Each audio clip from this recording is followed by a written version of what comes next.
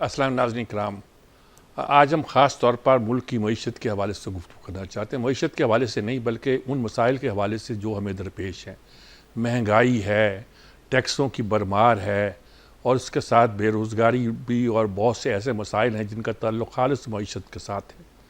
Budget आया तो हम लोगों ने कहा कि शायद कुछ हमारे दिन सुधर जाएंगे, बेहतर हो जाएंगे, लेकिन माहिरीन पहले ही ये कहते थे कि बड़ी मुश्किल में पड़ेंगे। IMF में जो हम जा रहे हैं बड़ी खुशी खुशी जा रहे हैं, ऐलान करके जा रहे हैं कि जल्दी हमें इसका कोई पैकेज मिल जाएगा, लेकिन उसके नतीजे के तौर पर महंगाई होगी। माहिरीन, अब जो हुकूमत के माहिरीन हैं वो हमें बता रहे हैं कि घबराएं नहीं, साल डेढ़ साल के बाद महंगाई कम हो जाएगी। लेकिन साल डेढ़ साल तक कोई बाकी बचेगा तो महंगाई कम होगी ना जी। महंगाई का असर किस पे पड़ेगा, किस पे नहीं पड़ेगा, देखा जाएगा।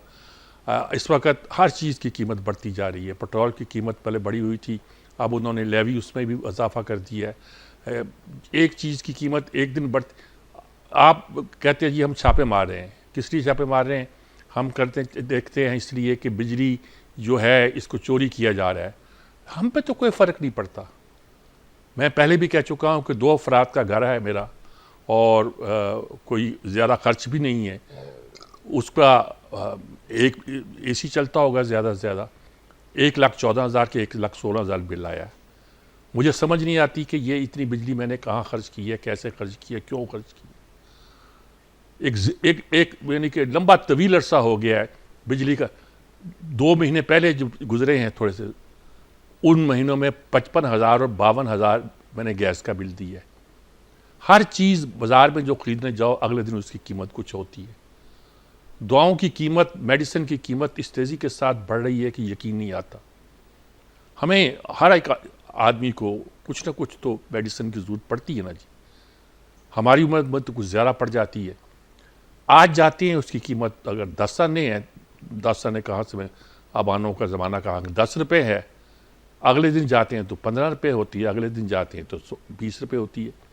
भी हर रोज़ बढ़ने का मकसद क्या है? डॉलर की कीमत में फ़र्क आया है और क्या फ़र्क आया है? आपने कोई मुराद ले ली है, ये क्या सारा कुछ क्या हो रहा है? हर आदमी चीख रहा है, मुझे नहीं पता ठीक चीख रहा है, गलत चीख रहा है। हम मईशत कहते हैं सही रास्ते पर चल रही है कि नहीं चल रही, कुछ नहीं मैं जानता। आज इसी पर हम गुफ्तगू करेंगे। हमारे साथ दो हमारे साथी जो कि मईशत पर दरक रखते हैं। फरहान बुखारी साहब, सब जानते हैं कि मईशत के हवाले से ये बहुत अच्छी तरह परखने वाले, जानने वाले हमारे सहाफ़ी हैं। दूसरा मेहताब हैदर साहब, वो भी बड़े सीनियर सहाफ़ी हैं, ख़ास तौर पर माशी मामूर के मामले में। और इनके अलावा अतीक मीर साहब जो कराची ताजर इत्तेहाद के सदर है। ताजरों का आजकल बड़ा मसला पैदा हो गया। हम तो कहते तनख्वाहदार तबका पिस गया, उस पर टैक्स लगा दिया, टैक्स पर टैक्स लगा दिया, और वो कहते हैं ये ताजर टैक्स नहीं देते। ताजर अपना रोना रोते हैं। वो क्या बयान करते हैं ये भी मौका पर मालूम हो जाएगा। अमार हबीब खान साहब जो कि CEO हैं क्रेडिट बुक फाइनेंशियल सर्विस के, और लिखते भी रहते हैं, बोलते भी रहते हैं, बहुत से तज़किये करते रहते हैं मईशत के बारे में, वो भी हमें ज्वाइन करेंगे और देखते हैं कि सूरत हाल क्या है। पहले फरहान बुखारी साहब, मैं आप ही से आगाज़ करना चाहता हूँ, कुछ रहनुमाई करें, क्या सूरत हाल है इस वक्त हमारे साथ?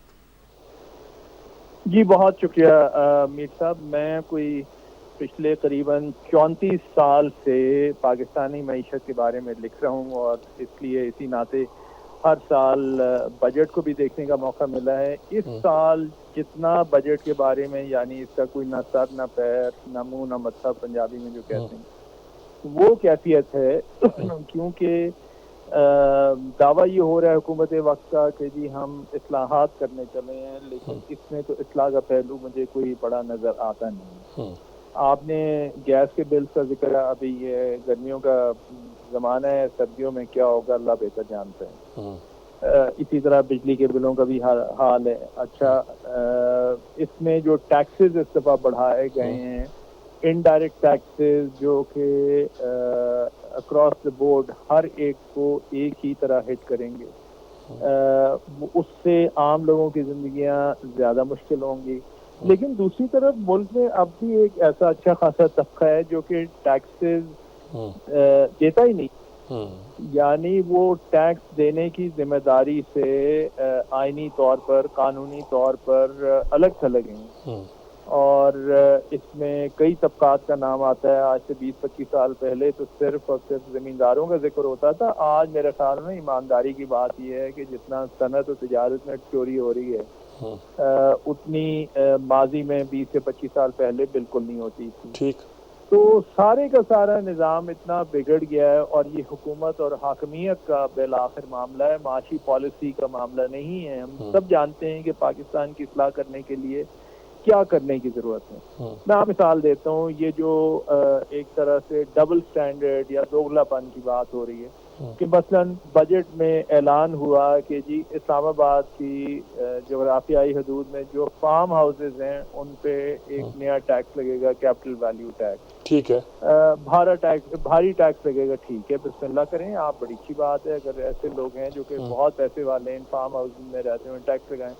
लेकिन वो जो फार्म हाउसेज सूबों की हद तक हैं, यानी पंजाब में, सिंध में, शहरों के बाहर हम जानते हैं कि बड़े आलीशान महल बनाए हुए इन लोगों ने फार्म हाउस के नाम पे, उनके ऊपर कानून का इतलाक होता नहीं है। और पंजाब में तो सबसे मारूफ जो फार्म हाउस है वो तो जाहिर है रायविंड का फार्म हाउस है, जो कि एक महल है। आपने भी देखा होगा, मैंने भी देखा है माजी में।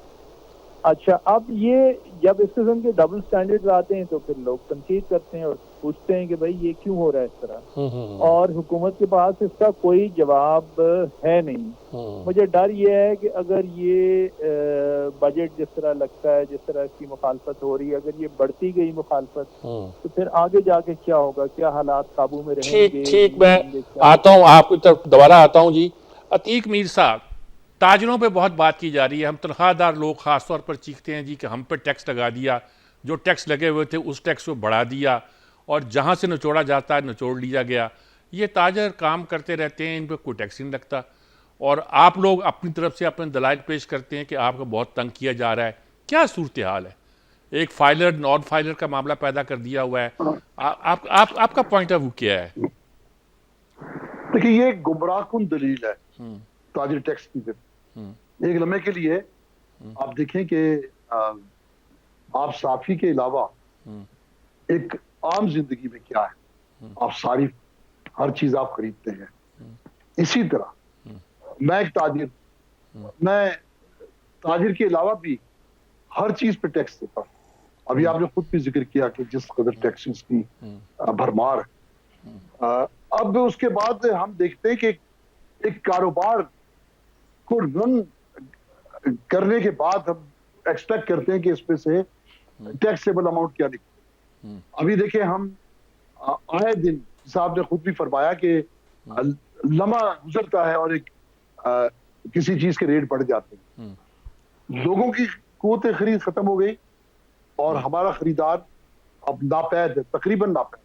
मैंने अपनी जिंदगी में पहली दफा देखा कि मई के महीने में ऐसे दिन गुजरे कि 15-15 दिन तक किसी दुकान पर किसी खरीदार की शक्ल नहीं देखी। यानी आपकी जब जीडीपी धस गई जमीन में, तो उसके बाद आप ये तो करें कि ताजिर टैक्स देगा, कहां से देगा? अब आप ये देखिए कि अगर आप 1.5 किलो की मुर्गी तुलवाते हैं तो कितना गोश्त उसमें तोको करते हैं आप? 1 किलो, 1.25 किलो। लेकिन आप ये तोको करें कि उसमें से 3 किलो गोश्त निकल आएगा, तो ये आपकी गलत फहमी है। इसी तरह इस कारोबारी पोजीशन में, इन कारोबारी हालात, हम घर के अखराजात, कारोबारी अखराजात ये सरवाइव नहीं कर पा रहे हैं। मीर साहब, हैरत करेंगे आप ये सुन के, रोजाना की बुनियाद पर दुकानों में कितने शटर हैं जो डिफॉल्ट कर जाते हैं और उतारे लग जाते हैं। कितनी फैक्ट्रीज हैं जो अपने धड़ाधड़ अपने लेबर्स को फारिग कर रही हैं। तो फिर ये तो बड़े अच्छे हालात में, इससे कमतर टैक्स और अच्छे हालात में देने की पोजीशन में नहीं थे। तो आज तो सब कुछ बेड़ा गर्क करके रख दिया आप। अब आप देखें, पिछले साल की इक़्तिसादी सर्वे रिपोर्ट में देख लें, कोई हदफ हुकूमत हासिल नहीं कर पाई। कोई महसूलात का एक हदफ बताइए जो हासिल हो सका हो। अब आने वाले दिनों में तो मैं समझता हूं कि पिछले साल का 50% भी नहीं हो सकता, क्योंकि देखिए आपके बजट में सूद 9,500 अरब है। तो आप सूद देंगे या फिर मुल्क चलाएंगे। ठीक मीर साहब, आपकी बात आपको कर्जा बड़ी बड़ी क्लैरिटी के साथ आ गई। मेहताब हैदर साहब, ये बड़ी वजाहत के साथ ये कह रहे हैं कि जब अच्छे हालात थे तब हम टैक्स देने की पोजीशन में नहीं थे। लोग कहते हैं कि उस वक्त तो उनसे टैक्स लेना चाहिए था। लोग कहते हैं कि दुकानों पर टैक्स लगना चाहिए था, कुछ फिक्स टैक्स लग जाना चाहिए था, किस तरह नॉन फाइलर का किस्सा ख़त्म करना चाहिए था, वगैरह वगैरह बहुत सी बातें ये कहते हैं उस। और आज हालात इतने ख़राब है, ये बात भी दुरुस्त है, इतने ख़राब है कि अब गाहक ही नहीं आता। ये बात मैं नहीं समझता दुरुस्त है गलत है, लेकिन ये दलील तो एक हो सकती है। अगर ये हालात इतने ही गलत है तो टैक्स आएगा कहाँ से, ये टारगेट हमने मुकर्रर कर रखा है। जी बिस्मिल्लाहिर्रहमानिर्रहीम, thank you very much mister साहब। असल में देखिए, बुनियादी तौर पर पहले तो मैं टैक्स के ये जो निज़ाम है इसके बारे में बात करना चाहता हूँ सर। देखिए, बुनियादी तौर पर हर वो चीज़ जो टैक्सेबल इनकम के अंदर आती हो उसके ऊपर हुकूमत पाकिस्तान की रिट का इशू है कि वो टैक्स लगाने की मिजाज है। अब आप देखें तो बुनियादी तौर पर ये फेडरल गवर्नमेंट और provincial government under the constitution 1973 का जो कॉन्स्टिट्यूशन है उसके अंदर जो सिस्टम है वो फ्रेगमेंटेड है। अब फ्रेगमेंटेड सिस्टम से क्या मुराद है? उससे मुराद ये है कि फेडरल गवर्नमेंट के पास 4 मेजर टैक्सेस हैं। एक तो इनकम टैक्स है जिसमें वो विदहोल्डिंग एक उन्होंने निकाला हुआ है, ठीक विदहोल्डिंग उसके साथ है। उसके अलावा जीएसटी और गुड्स है, फेडरल एक्साइज ड्यूटी और कस्टम्स है। अच्छा, सूबों के पास भी 3 मेजर टैक्सेस है। सूबों के पास एक तो एग्रीकल्चर इनकम टैक्स है, वो सूबों की डोमेन है। दूसरा जो है वो जीएसटी और सर्विसेज, ये सूबों के पास है। और इसके अलावा प्रॉपर्टी के ऊपर जो टैक्सेस है वो सूबों के पास है। अब इशू ये है कि ये फेयर टैक्सेशन नहीं है जो कि इस टाइम की जा रही है। मैं सैलरीड क्लास की आपको मिसाल देता हूँ। आप ये देखिए कि सैलरीड क्लास के ऊपर, सैलरीड और नॉन सैलरीड क्लास के ऊपर हुकूमत ने स्लैब्स के वो रिवाइज किए रेट्स, और उसके ऊपर जिस सैलरीड इनकम या नॉन सैलरीड इनकम की जो इनकम है एनुअल इनकम वो 1 करोड़ रुपए से ज्यादा है, उसकी टैक्सेबल जो इनकम है उसके ऊपर 10% सरचार्ज भी लगा दिया। अच्छा ये ठीक है, ये भी फेडरल गवर्नमेंट की डोमेन है। मसला ये है कि आप फेयर टैक्सेशन नहीं कर रहे। अब एग्रीकल्चर इनकम जो है, जो सूबे हैं, जो पंजाब की चीफ मिनिस्टर है, वो बजट के बाद ऐलान करती हैं कि उन्होंने टैक्स फ्री बजट दिया है। मैं समझता हूँ कि ऐसे हालात में कि जब ये मुल्क एक एक कौड़ी जो है वो जमा करने के लिए बात कर रहा हो, ये बाइस शर्म है कि सूबे अपनी जो डोमेन के अंदर टैक्सेस है वो जमा ना करें। और उन्हें इस टाइम आदत पड़ी हुई है इजी मनी की। इजी मनी से मुराद क्या है? ये जो एनएफसी के तहत हुआ था, मैं एनएफसी का सपोर्टर हूँ, मैं एनएफसी को बिल्कुल गलत नहीं समझता, लेकिन ये जो सूबों को आदत पड़ी हुई है आसानी से पैसे लेने की, इसमें एनएफसी के अंदर कुछ रिफॉर्म्स की जरूरत है। एक तो उसमें डिटेल में बात मैं कर सकता हूँ कि क्या रिफॉर्म्स की जरूरत है। दूसरा, जो पाकिस्तान के लोगों को आप असर दे रहे हैं वो क्या है? वो ये है कि आप एक्सपेंडिचर्स में कोई किसी किस्म का काम नहीं करना चाहते। आप ये देखिए कि इतने मुश्किल हालात में जब आपने इतने टैक्सेस बढ़ा दिए, पाकिस्तान की हिस्ट्री में इतने टैक्सेस नहीं लगे, पर हम पिछले अगर 30 सालों के दौरान देखे 400-500 अरब रुपए के टैक्सेस आते थे, 100-200 अरब रुपया कहते थे एडमिनिस्ट्रेटिव में उसके थ्रू करेंगे। इस दफा एक्चुअल में जो आपने इजाफा इन्वेस्ट किया है वो 3600 अरब रुपए का है, और एफबीआई एक्सेप्ट कर रहा है कि 1800 अरब रुपए के एग्जैक्टली 1747 अरब रुपए के नए टैक्सेस लगाए हैं, यानी एडिशनल टैक्सेस लगाए हैं हमने। ये तो एक अनफेयर जो टैक्सेशन रिजीम है उसकी मैंने बात की। फिर एक्सपेंडिचर्स में देखें आप, पार्लियामेंटेरियन के पैसे आप कम नहीं करते। आप 70 से 75 अरब रुपया आपने वो जो डिस्क्रिशनरी स्कीम्स हैं, जो कि कंट्रोवर्शियल स्कीम्स हैं, जिसमें 50% लोगों की जेबों के अंदर जाता है एलाइजली, उसके बारे में आप कोई कट नहीं लगाते। आपने पीएसडीपी इतना बड़ा रख दिया, आप उसके ऊपर कट नहीं लगाते। लेकिन मुझे अब ये बात करने से जो आपका सवाल था, ये जो रिटेलर्स हैं, मुझे ये जवाब दें, अगर ये माइंड ना करें, मुझे ये जवाब दें कि अगर एक एग्रीकल्चर एक इनकम वाला आदमी जो सैलरीड इनकम वाला है, जिसकी तनख्वाह 50,000 रुपए है, वो जब खरीदने के लिए जाता है तो जीएसटी भी देता है, और उसकी इनकम के 6 लाख से ऊपर वो और 1 लाख के दरमियान पहले जो उसका टैक्स था वो 1250 रुपया था पर मंथ, वो 100% उसके अंदर इंक्रीज हुआ है और अब तकरीबन 2500 रुपया पर मंथ उसको टैक्स देना पड़ेगा। तो ये रिटेलर्स जो है, मैं कहता हूँ जिसकी इनकम भी 6 लाख रुपए से ऊपर है, आप अपनी बुक्स को मेंटेन करें। अगर 6 लाख रुपए से ऊपर आप, चलिए बिल्कुल, मैं अतीक मीर साहब से ये सवाल बिल्कुल पूछता हूँ अभी थोड़ी देर में। तो स्टेट का इशू है सर, ये किसी और चीज का इशू नहीं है। ये स्टेट जो है वो जो डॉक्यूमेंटेड सेक्टर है, जो फॉर्मल सेक्टर है, उससे टैक्स लेना चाहती है, और ये जो शटर डाउन वाले हैं ये डराते हैं हुकूमत को और कहते हैं कि हम रुक गए, मर गए, इनसे नहीं लेना चाहती। ठीक, अमार हबीब खान साहब भी हमारे साथ मौजूद हैं इस वक्त लाइन पर।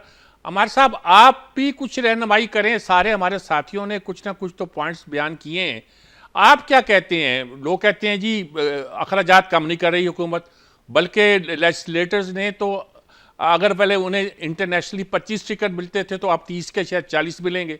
हर अपनी फैसिलिटीज़ बढ़ा दी हैं, हर एक ने, जो भी है सब ने फैसिलिटी बढ़ा ली है, जिसका बस चला है, और बाकी लोगों को रगड़ते जा रहे हैं। ये खैर इस बात पे भी कह रहे हैं कि अगर हमारा रिटेलर है वो अगर कमाई करता है तो पैसे क्यों नहीं देता, वो तो मैं अतीक मीर साहब से पूछूंगा।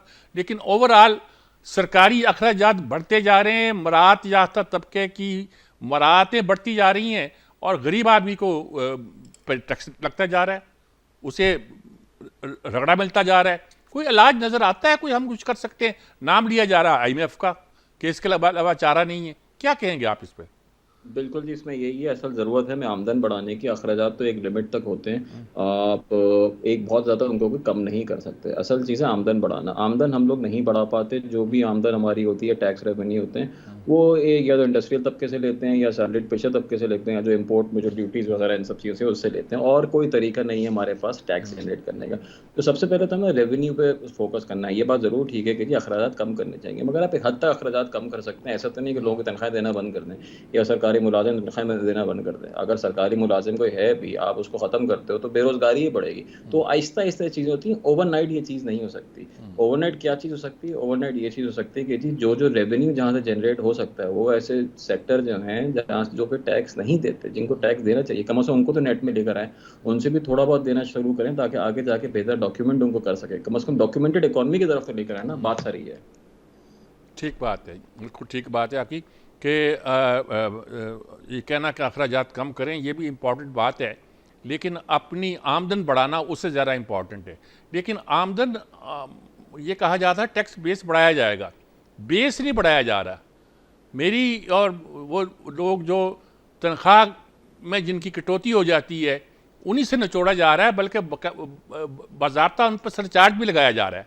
ये एक ऐसी सूरत हाल है जिसमें बहुत सी तशवीश है, और महंगाई इस हद तक है कि लोग अब बिल्कुल जिसे कहते हैं ना नक्को नक आ गए हैं, ऐसी सूरत हाल पैदा हो गई है। एक लेते हैं वक्फा जी, वक्फे के बाद दोबारा हाजिर होते हैं। जी नाज़रीन, आम आदमी तो यही कहता है जी महंगाई बहुत हो गई है, कुछ खाने को नहीं मिल रहा, इतने अखराजात बढ़ गए हैं कि कोई अंत नहीं है।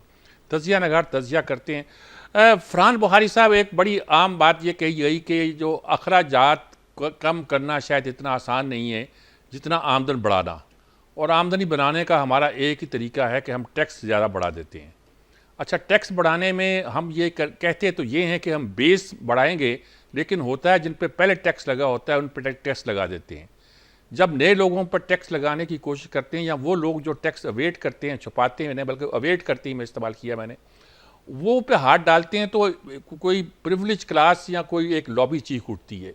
और शब्बर ज़ैदी ने 5-6 मिसालें दी थी, बड़ी मज़े की मिसालें थी, और उसमें सब कुछ आ गया था कि साउथ पंजाब के किसी के उन्होंने नोटिस दिया, सारे मिल के आ गए कि पुत्र तू हाली नवा आया, तैन नहीं पता असी तेरे बस्ता काम नहीं गा।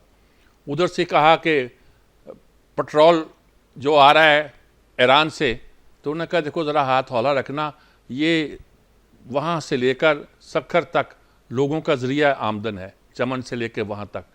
भाई क्या ज़रिया आमदन है, किन का ज़रिया आमदन है, ये किन का नहीं बताया उन्होंने। और जब हमने कुछ ज़मीनों पर करना चाहा तो जनरल बाजवा ने बुला के कह दिया कि भाई यार ये देखो ये तो हमारे लोगों का रोज़गार है, यही काम करते हैं बैठे हुए, और तुमने इन्हीं को रगड़ दिया है। तंबाकू का रोज़ कई साल से चीख रहे हैं कि जो मिनिमम टैक्स है उससे कम कीमत पर सिगरेट बिक रहा है, और एक हिस्सा ऐसा है जो कि तंबाकू पर टैक्स देता ही नहीं है, उस पर लगाने की कोशिश की। उन्होंने कहा कि जान का ख़तरा पैदा हो गया। फाटा पे कुछ सरिया वरिया कुछ स्टील में लगी हुई, पता नहीं हमें कि वहाँ लगी हुई थी, यहाँ उसके नाम पर बनाई जा रहा था, तो उस पर किया तो उस पर भी एक ख़ास तरह का हंगामा। ये क्या सूरत हाल है? यानी ये बताती है कि जो भी कोशिश करता है टैक्स लगाने की, टैक्स लगाना मुश्किल हो जाता है। जी, ये जो आपने सवाल किया है, मेरे ख्याल में जवाब भी इसी में पिन्हा है। और वो सूरत हाल ये है कि वक्त के साथ साथ पाकिस्तान की मुमलिकत बदकिस्मती से कमज़ोर हो गई है और एक गैर जिम्मेदारी का भी अंसर जो है वो किसी हद तक नुमाया है। कमज़ोर इसलिए हो गई है कि अगर ये सूरत हाल है कि जी आप जिस लॉबी पे भी हाथ डालेंगे और उनसे आप टैक्स लेने की कोशिश करेंगे, टैक्स वसूल करने की कोशिश करेंगे, तो वो चीख उठेंगे। तब तो पाकिस्तान का मुस्तकबिल बिल्कुल दाव पे लगा हुआ है। तो वो चीखें चिल्लाएं कुछ रहें, लेकिन क्या पाकिस्तान की बका, सलामती और बेहतर मुस्तकबिल इतना अहम नहीं है कि आप इसके लिए ठोस फैसले वो करें और बिल आखिर करें जो कि माजी में नहीं हुए। ठीक है। अब ये तो सबसे बड़ा तो मसला यहाँ पे ये नहीं है कि किस खित्ते में किसको आपने बचाना है या किसको नहीं बचाना। यहाँ पे तो मामला पाकिस्तान का है, पाकिस्तान की बका, सलामती और बेहतर मुस्तकबिल है। अब उसके बारे में कोई सोचता नहीं। अच्छा, अब आप ये देख लीजिए कि टैक्सेस का मामला जो है दुनिया की, और बल्कि इस्लाहात का जो मामला है, टैक्सेस से ज़्यादा तो इस्लाहात का मामला है। और वो ये है कि दुनिया के ऐसे ममालिक हैं जहाँ पे पाकिस्तान ने जाके एक खाका पेश करके उन ममालिक को रास्ते पे डाला और वो कहाँ के कहाँ पहुँच गए। मसलन जनूबी कोरिया, एमिरेट्स एयरलाइंस की मिसाल दी जाती है कि जी वो एमिरेट्स एयरलाइंस को तो PIA ने खड़ा किया, PIA खुद बैठ गई।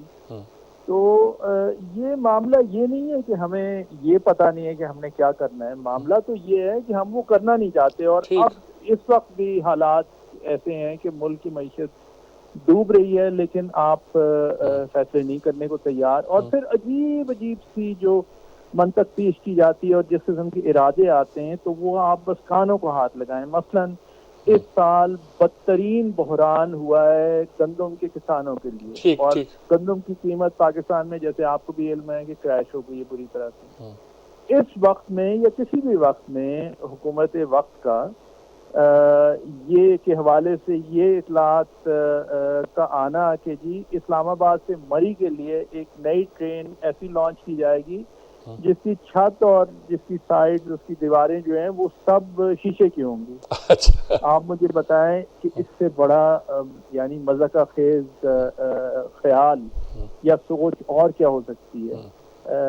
जो कुछ भी है, इस वक्त हालात ऐसे हैं कि लोगों को तो खाने पीने के लाले पड़े हैं, और आप वो पुरसज़ा मकाम पे ट्रेन ले जाने की बात कर रहे हैं, और वो भी ऐसी ट्रेन जो कि अपने पसंदीदा मकाम पे।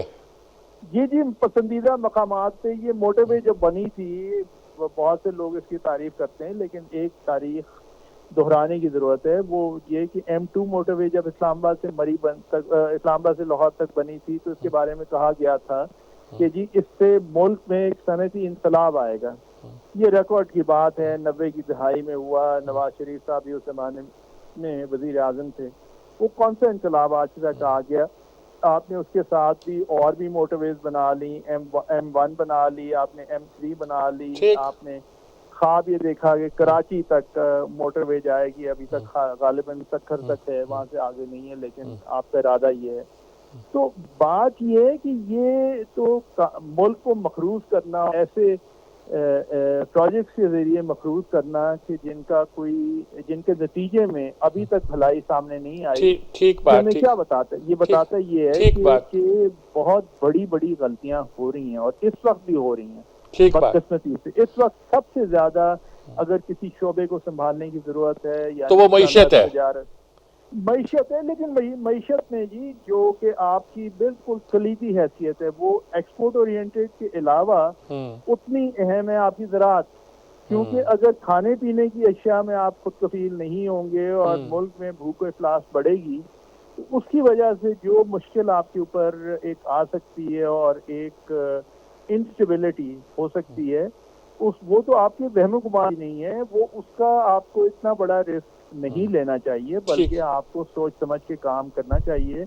और ये हिमाकतें बिल्कुल हैं, एक अहमकाना सोच है कि जी वो इस्लामाबाद से मरी तक ट्रेन होगी जिसके छत और उसकी दीवारें शीशे की होंगी। ये किस किस्म का मजाक पाकिस्तान में हो रहा है? ठीक बात है जी। मेहताब हैदर साहब, बात यह है कि टैक्स तो इकट्ठा करना है, ठीक कह रहे हैं आप, खर्च करना तो कम करना ज़रा उतना इम्पोर्टेंट नहीं होता, बेरोज़गारी फैलती। और लेकिन यह बात है कि ये हम कहाँ कहाँ कम करेंगे और कहाँ कहाँ इन्वेस्ट कर रहे हैं, कोई प्लानिंग है हमारी?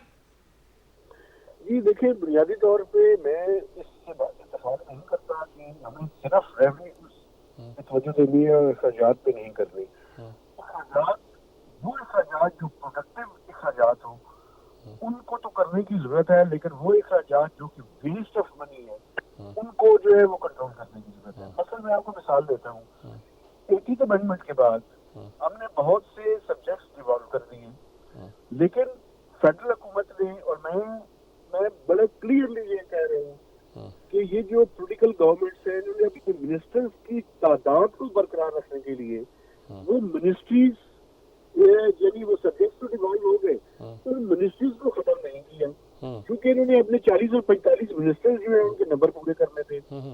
तो मुझे बताएं कि वो जो मिनिस्ट्रीज हैं वो क्यों डिवॉल्व नहीं हुई? 80th अमेंडमेंट के तहत जो सब्जेक्ट्स डिवॉल्व हो गए हैं उनकी मिनिस्ट्रीज को फेडरल गवर्नमेंट में रखने का क्या जवाब है? और आज मैंने ही खबर की है और बाकी दोस्तों ने की है कि प्राइम मिनिस्टर की सरबराही में जो कमेटी बनी हुई है, फाइनेंस मिनिस्टर की सरबराही में, प्राइम मिनिस्टर ने एक और नोटिफिकेशन दिया है और नोटिफिकेशन करके उन्होंने 5 मिनिस्ट्रीज आइडेंटिफाई की हैं कि उन मिनिस्ट्री से पूछा जाएगा कि आपके कौन कौन से डिपार्टमेंट जो है वो अबॉलिश किए जा सकते हैं या रेशनलाइज किए जा सकते हैं या उनकी राइट साइजिंग हो सकती है।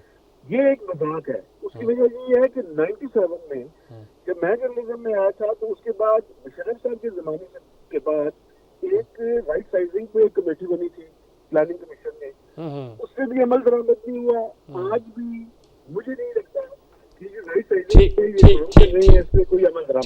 ठीक बात है जी। मैं आता हूँ दोबारा आपकी तरफ। अमार हबीब साहब, अब अमार हबीब खान साहब, अब आप बताइएगा कि मसला तो पैदा हो रहा है, प्लानिंग हमारी ठीक नहीं हो रही और टैक्स आप लोगों पर लग रहे हैं, गरीब आदमी महंगाई में पिस रहा है, कोई इलाज आपने सजेस्ट तो किया है कि ये तो मुश्किल है, तो कोई इलाज भी तो बताइए, क्या करें फिर हम आप?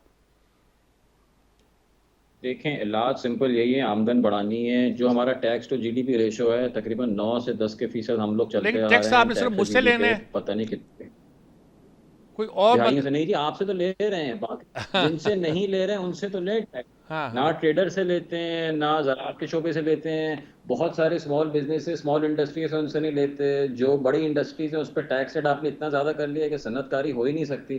तो जब तक ग्रोथ नहीं आएगी, जब तक नौकरियां जनरेट नहीं होंगी, इस तरह आप नहीं कर सकते ना। आप देखें, सनतकारी जो है इंडस्ट्री, आप अभी कोई इंडस्ट्री अगर लगाने जाएंगे उस पर टैक्स रेट आपको तकरीबन 39% है, डिविडेंड टैक्स वैक्स सब मिला मिलोगे 50% से ऊपर टैक्स लगता है। अब कोई क्यों आपके मुल्क में सनत लगाएगा और नौकरियां जनरेट करेगा और ग्रोथ जनरेट करेगा? हमने इन चीजों पे काम करना है। हमने ये करा है कि जहां जहां से टैक्स जल्दी से कलेक्ट कर सकते हैं उस पर जितना टैक्स बढ़ा सकते हो बढ़ा दो। अब वो ये हद हो गई है उसकी कि आपको ग्रोथ ही नहीं मिल पा रही, आप किसी तरह जो है आप ग्रो कर ही नहीं पा रहे हो। तो थोड़ा सा इसको ब्रॉडन करने की जरूरत है।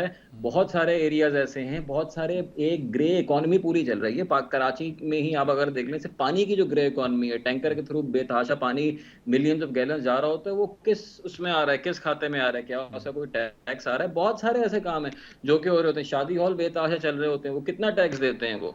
तो ये बहुत सारे बिजनेस हो रहे हैं, उनको आप रोकें, इंडस्ट्रियल उसको प्रमोट करें, तब जाके कुछ होगा। अगर इसी तरह चलता रहेगा तो हम एक बेसिकली जैसे कहते हैं ना, एक ट्रेडिंग का नेशन बन गए। हम कुछ प्रोड्यूस अपना नहीं करते, हम सिर्फ जो है खरीदो फरोख्त मुख्तलिफ चीजों करते हैं, इवेंचुअली वो चीजें जो है हमें इंपोर्ट करनी पड़ती हैं। तो ये हाल हो गया, तभी ठीक बात।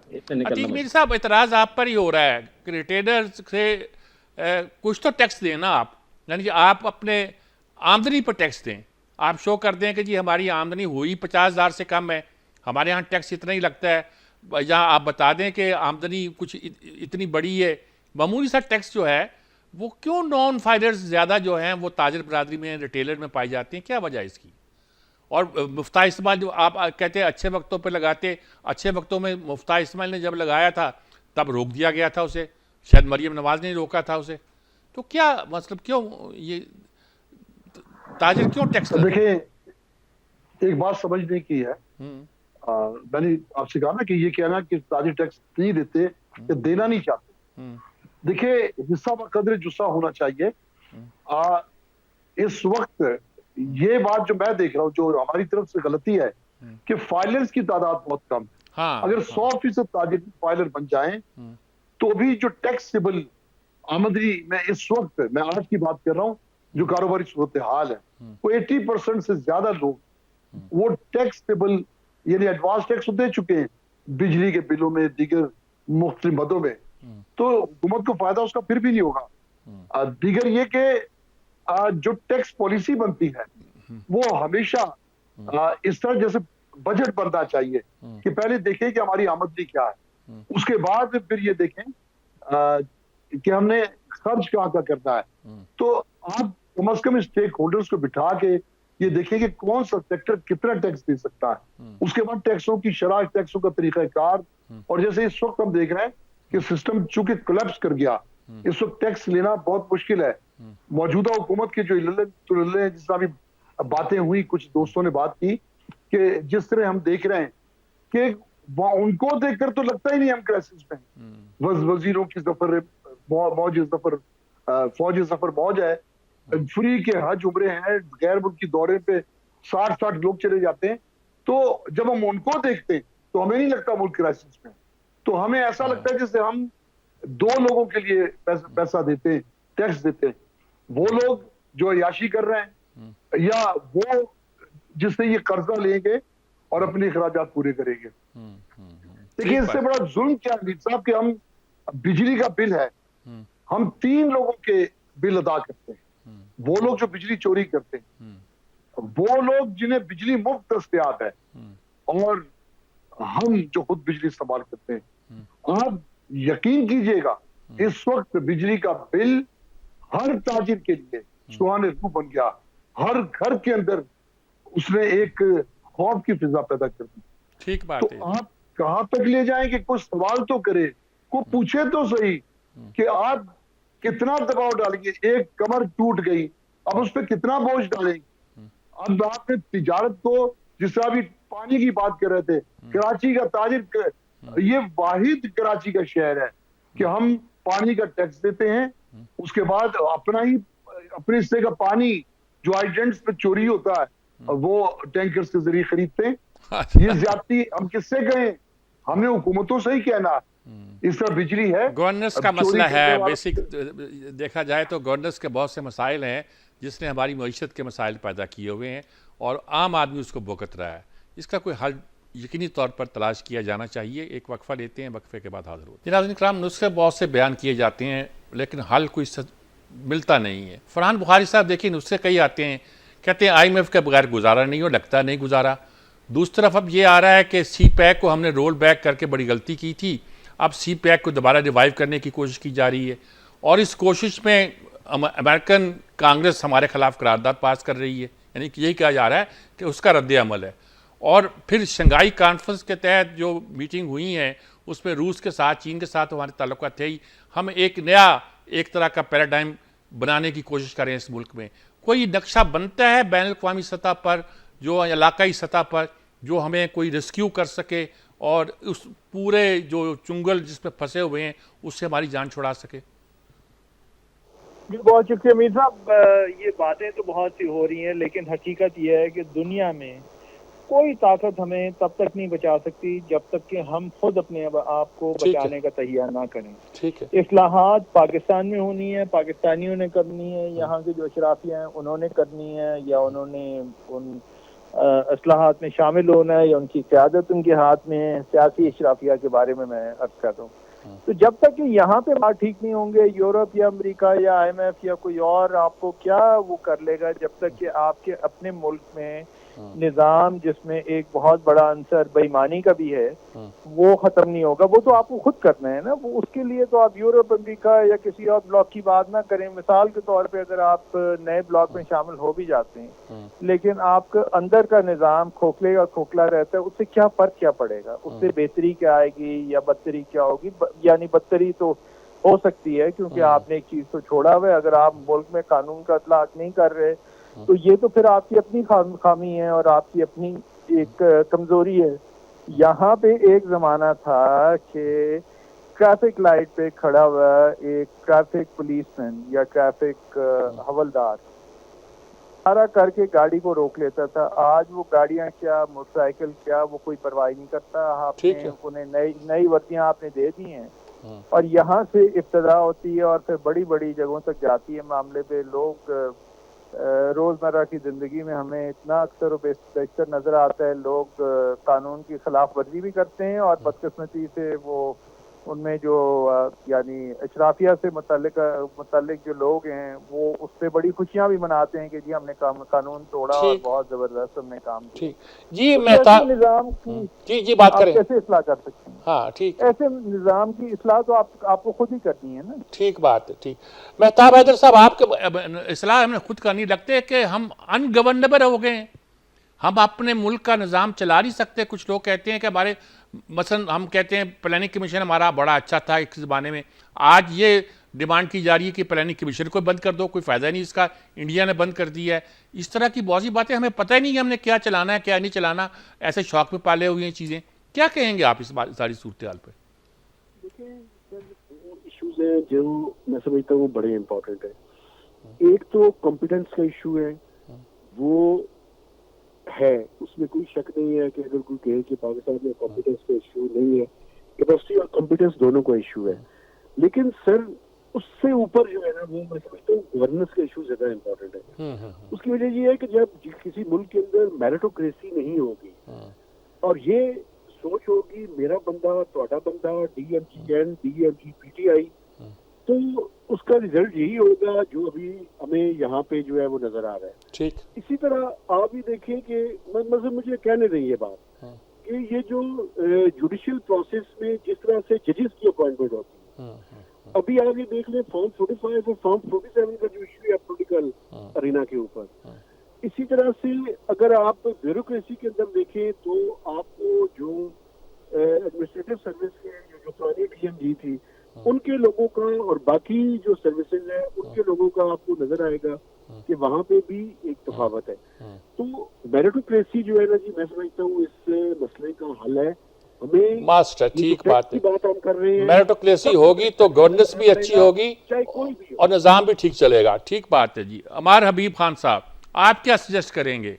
यानी कि इस वक्त कोई हल, कोई ना IMF हल है, ना CPEC हल है, ना कोई और हल है, हमारे अंदर से हल है। और अंदर से हल ये है कि मेरिटोक्रेसी, ये इस पे हम आगे रुक गए हैं। गवर्नेंस नहीं है हमारे यहाँ, और गवर्नेंस इसलिए नहीं है कि हम पता नहीं किन किन लोगों को लेके आगे आ जाते हैं।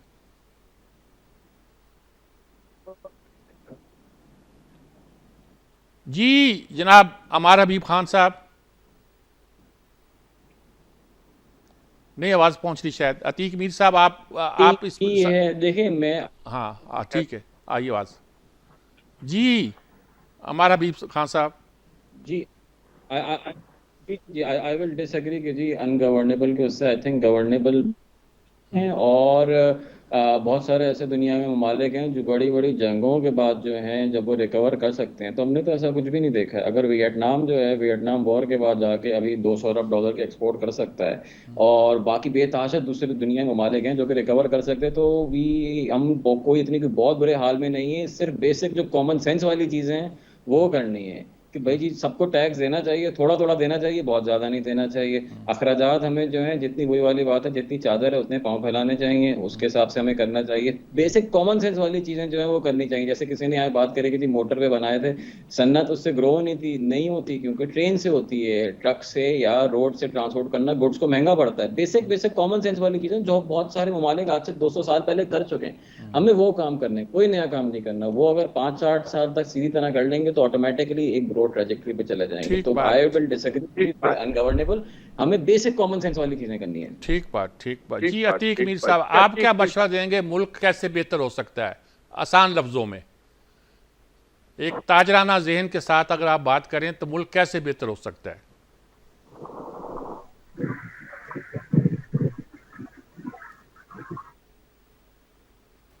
कि आपने अतीक मीर साहब, आवाज आ रही है आप तक?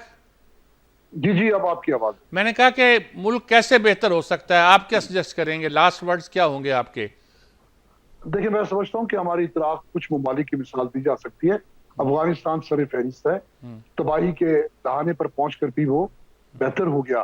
तो पाकिस्तान में तो बहुत कुछ खुदा का अता करता भी है, सिर्फ एक मुखलिसाना कोशिशों की जरूरत है, जो सबसे पहले तो हुकूमत की जिम्मेदारी है कि वो अपने अमल से भी और अपनी स्ट्रेटेजी से भी इस बात को साबित करे कि वो वाकई मुखलिस है कि हुकूमत मुश्किलात से निकल जाए।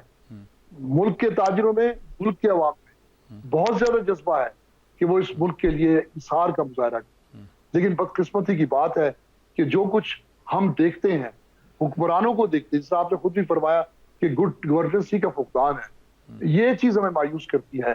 टैक्स देने वाले का हाथ रुक जाता है, लोगों की गैर यकीनी सूरत लोगों में पैदा होती है, लोग समझते हैं कि अब इस मुल्क से जाना बेहतर है, ये लोग सुधरने वाले नहीं है।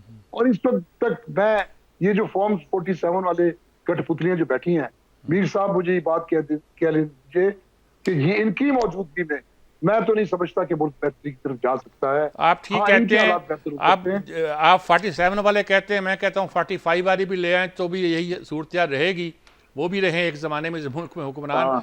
मसला ये है नाज़रीन किराम कि मसाइल हमारे बहुत गंभीर हैं और इनको हल हमें खुद करना है, हमें किसी की तरफ देखना नहीं है। देख रहे हैं तो इसलिए देख रहे हैं कि हमने बहुत गंद डाला हुआ है, उस गंद को समेटने के लिए कभी हम उधर देखते हैं, कभी इधर देखते हैं, कभी कोई एक रास्ता तलाश करते हैं, कभी दूसरा रास्ता तलाश करते हैं, कभी हम कशकोल लेके जाते हैं, कभी कशकोल नहीं मिलता तो हम कहते हैं कि जी हम अपने पाँव पे खुद खड़े होने की कोशिश करेंगे, वो नहीं हो पाते, गिर पड़ते हैं तो फिर किसी के पास जाते हैं।